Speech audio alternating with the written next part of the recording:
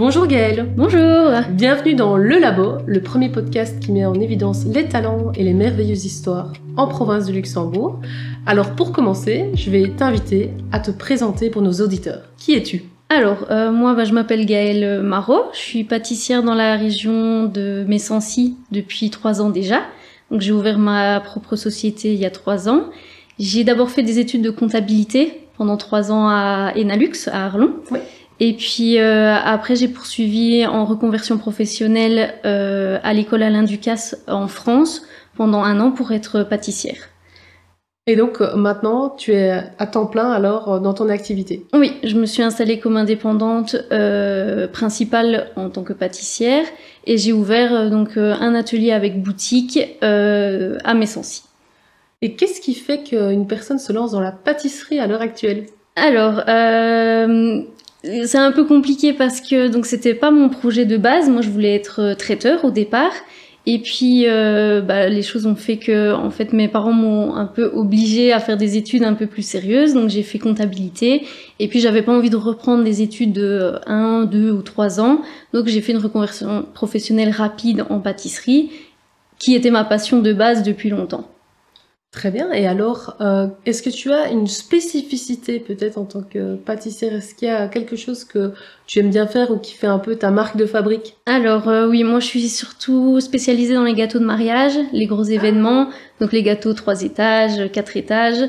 Je suis moins spécialisée pour les gâteaux d'enfants, etc. C'est pas tellement mon truc. Donc c'est vraiment les gros événements, c'est ce qui me passionne.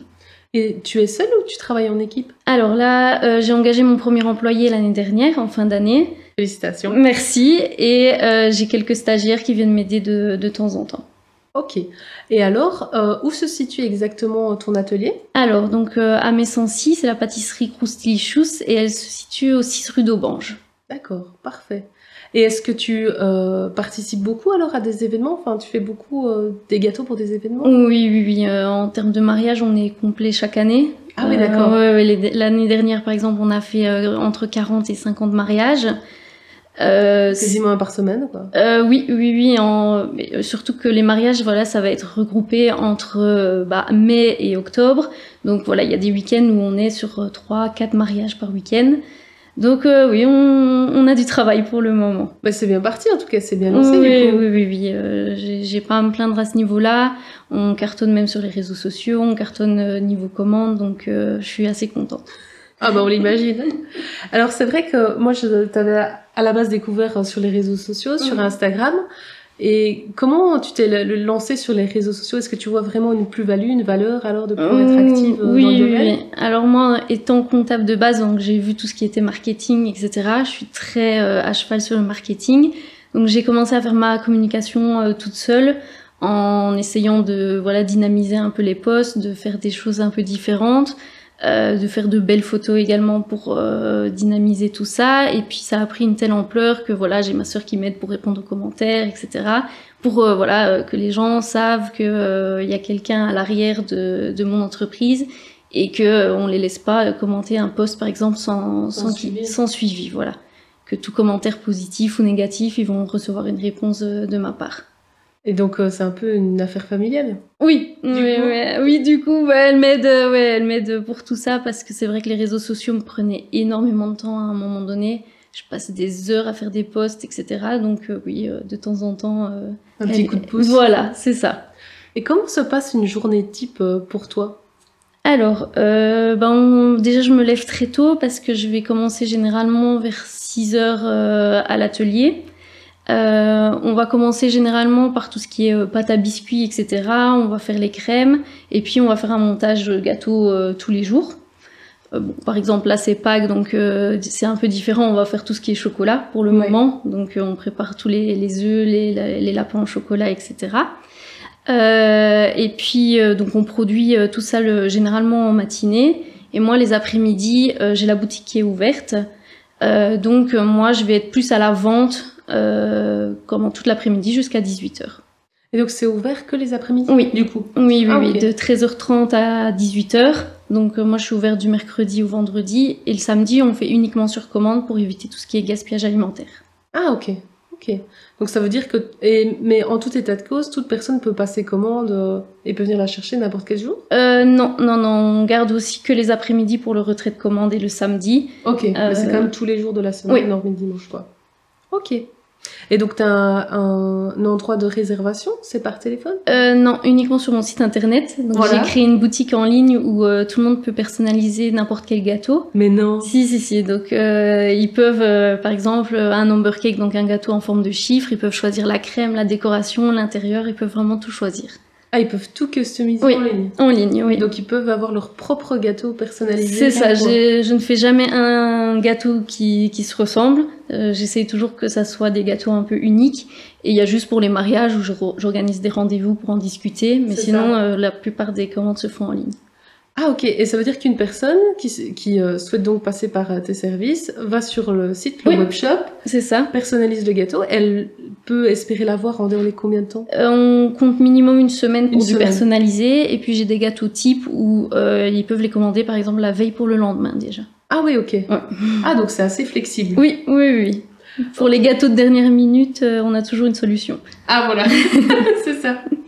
Et alors, juste en termes de quantité, tu fais combien de gâteaux ou de produits par semaine? Ouais, ça c'est compliqué à chiffrer parce que y a les gros gâteaux, les plus petits pour la boutique, mais en gros gâteaux de commande, le samedi, on est sur une 50-60 gâteaux. 50-60 gâteaux, c'est énorme. Ouais. Ah ouais, donc c'est vraiment une activité qui a pris... qui a pris une ampleur énorme. De dingue. Oui. Depuis, en fait, l'année dernière, moi, je suis passée dans l'avenir du Luxembourg. Ouais. Et ça m'a fait un boom énorme. Et depuis un an, on n'arrête pas, on est complet tous les week-ends. Ah bah si, on espère que le podcast va continuer on ne sait jamais. à te soutenir, en tout cas, dans tes activités, même si ça a l'air très bien parti. Oui. Alors justement, ce que tu amènes me permet de rebondir sur une question que je pose souvent aux invités ici du labo.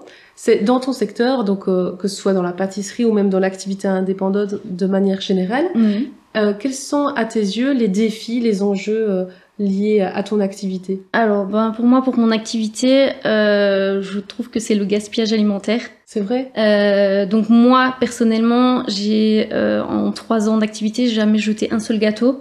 Donc j'ai fait 0 gaspillage alimentaire dans ma société. Mais c'est vrai que dans la région en général, les gens vont faire des vitrines énormes et vont malheureusement jeter tout leur reste de gâteaux ou vont les recommercialiser le lendemain. Ouais. Voilà, ou le surlendemain. C'est ça. On ne sait jamais. Voilà. Et c'est vrai que pour moi, dans ce métier, et même dans la restauration, etc., c'est le gaspillage alimentaire qui est une cause auquel il faut s'attarder.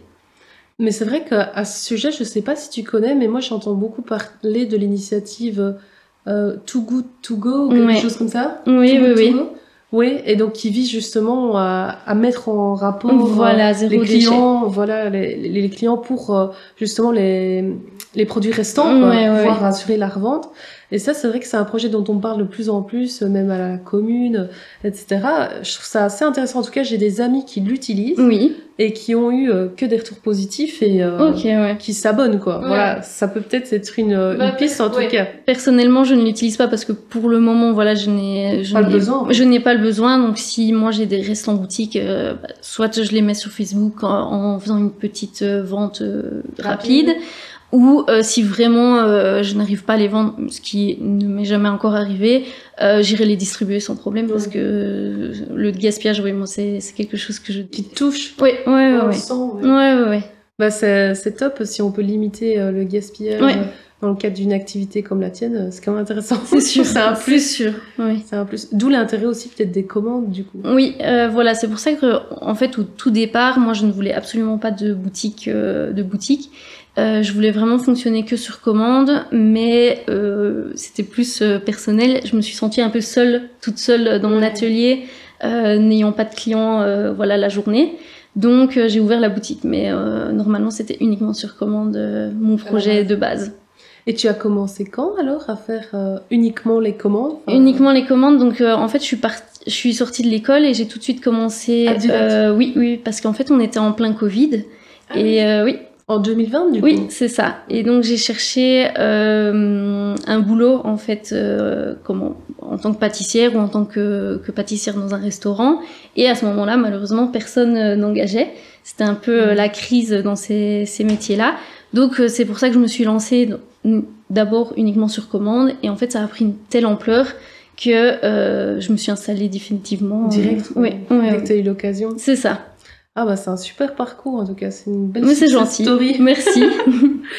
Alors pour poursuivre, moi j'aurais aimé savoir, ainsi que les auditeurs, si tu avais une anecdote particulière à nous partager, qui te serait déjà arrivée dans le cadre de ton activité.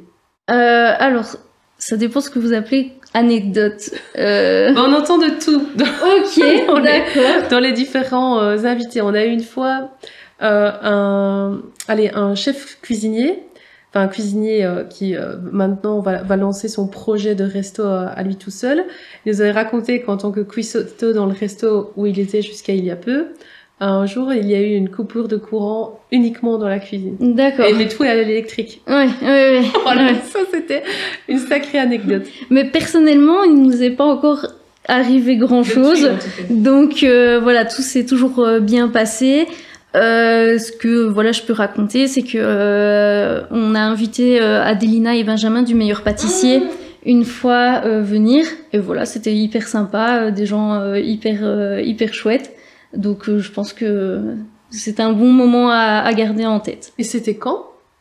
Au tout début, je crois que c'était en 2021. Ah, il y avait eu un projet de communication avec ça? Oui. Je regarderai, je savais pas. Donc si, en fait, ils sont venus.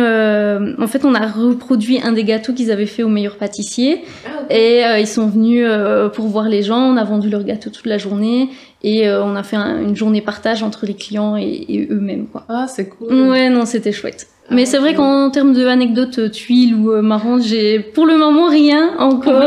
Voilà, c'est ça. Alors, une question que moi je voulais te poser, plus j'entends ton histoire, c'est de savoir est-ce que tu as un rêve dans ton activité? Quel serait ton rêve pâtissière? Depuis le tout début, en fait, j'ai pour objectif d'ouvrir un salon de thé à Luxembourg. Oui. Luxembourgville, du coup? Oui. Et j'aimerais créer vraiment le salon de thé dessert à l'assiette avec accord alcool et vin. Donc avoir un espèce de restaurant de pâtisserie. D'accord. Un peu haut de gamme. Waouh. Ouais. C'est assez unique, non? C'est assez unique, oui. J'ai jamais entendu ça n'existe pas dans la région. Bon, je pense que c'est pas tout de suite parce que c'est un projet énorme. Mais voilà, oui, à terme, moi je me suis mis en tant que pâtissière parce que j'avais ce rêve-là. Et donc, peut-être un jour? Peut-être un jour. On te le souhaite en tout cas. Alors, une autre question qu'on pose à nos invités, c'est de savoir, est-ce que tu as des suggestions, des recommandations, des choses qu'on pourrait mettre en place pour améliorer l'activité soit d'indépendants ou plus spécifiquement de pâtissiers et pâtissières dans notre région qu'est la province de Luxembourg? Ok, alors je pense que ce qui est compliqué quand on s'installe, c'est comprendre toutes les étapes qu'on doit faire pour s'installer. Administratif? Oui. Et un accompagnement, peut-être des aides plus approfondies par secteur pour voir ce qu'on doit faire chacun pour s'installer, c'est bien utile. Parce que par exemple, s'installer à la TVA, faire l'AFSCA, comment s'inscrire comme entreprise, c'est vrai que c'est beaucoup de formalités. Et je trouve qu'il n'existe pas de cellule ou même de page internet qui explique exactement ce qu'il faut faire pour pouvoir s'installer.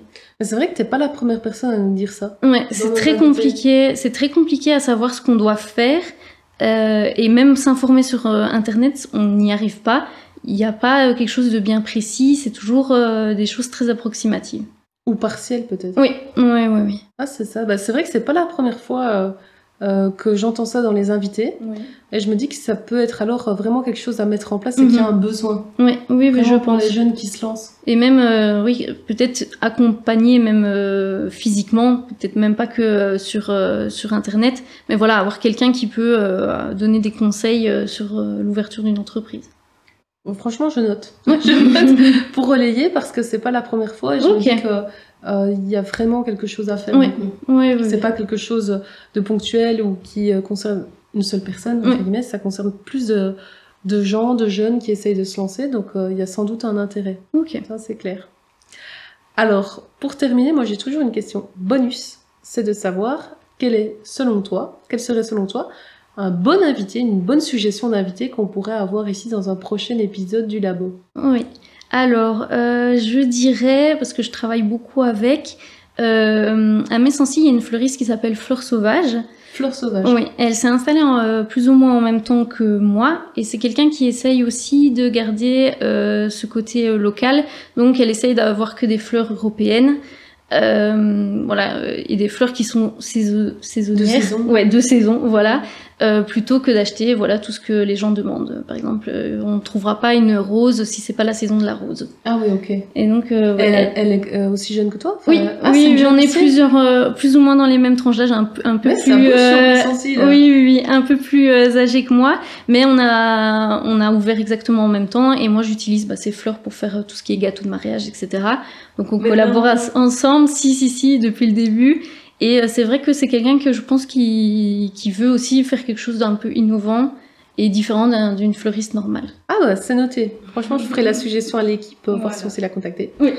Eh ben, c'est parfait. Merci beaucoup, Gaëlle, d'avoir pris part à l'expérience du Labo. J'espère que ça t'a plu. Très bien, très bien. Et alors, si on peut, par le biais de ce podcast, continuer à te faire connaître dans la région du Sud Luxembourg, c'est avec grand plaisir. C'est gentil, merci beaucoup. Eh ben, bonne continuation à toi et puis à bientôt. À bientôt, merci.